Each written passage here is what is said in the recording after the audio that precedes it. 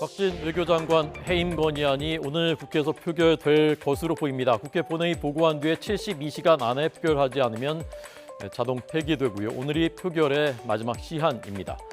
헌법 제63조에 국회는 국무총리 또는 국무위원 해임을 대통령에게 건의할 수 있다. 국회 재적의원 300명이죠. 3분의 1 이상 발의가 필요합니다. 100명 이상. 그리고 재적 과반수. 과반수면 151명이죠. 찬성이 필요합니다. 민주당 지금 의석수가 169석입니다.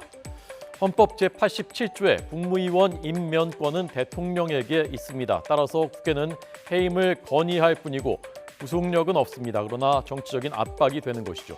역대 사례 보겠습니다. 대부분이 자진사퇴의 형식 등으로 대통령이 수용을 했습니다. 1955년이 첫 사례입니다. 임철호 농림장관 농정 실패를 이유로 해임 건의안이 통과됐고 이승만 대통령 수용했습니다. 1969년 권오병 문교장관 그리고 1971년 오치석 내무장관 역시 박정희 대통령이 모두 수용했습니다.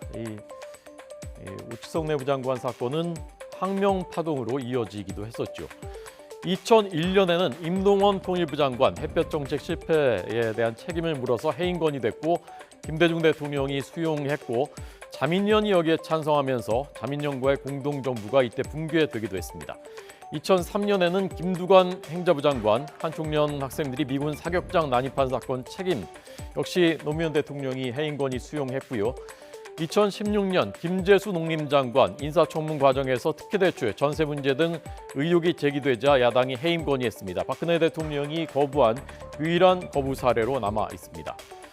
자, 민주당이 한동훈 법무장관에 대해서는 해임 건의보다 더 강도가 높은 탄핵을 추진하고 있죠. 헌법 제65조에 규정돼 있습니다. 대통령, 총리, 국무위원 이 밖에도 많습니다. 이들이 직무집행에서 헌법이나 법률을 위반한 때 국회는 탄핵 소추를 의결할 수 있다라고 되어 있습니다. 역시 국회 재적의원 3분의 1 이상이 발의해야 되고 재적 과반수 찬성 필요하고요. 대통령만은 3분의 2, 국무위원은 역시 과반수면 의결할 수가 있습니다.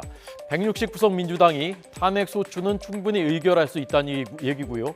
이 소추라는 것은 재판을 요구한다라는 것입니다. 바로 탄핵되는 게 아니라 재판을 요구할 수 있다라는 겁니다. 자, 그러면 재판은 누가 하느냐? 헌법재판소가 합니다. 헌법 제113조에 탄핵의 결정은 헌법재판소 재판관 9명이죠. 이 중에 6인 이상의 찬성이 필요하다 규정되어 있습니다. 이 탄핵 심판 진행되는 중에는 당사자 권한 행사가 정지되게 되어 있습니다. 역대 국회에서 이 탄핵 소추안이 발의됐던 건 15건이고 국회가 가결했던 것은 3건입니다. 첫 번째가 2004년 노무현 대통령 때 기억하시죠? 헌재로 갔지만 헌재는 기각했습니다.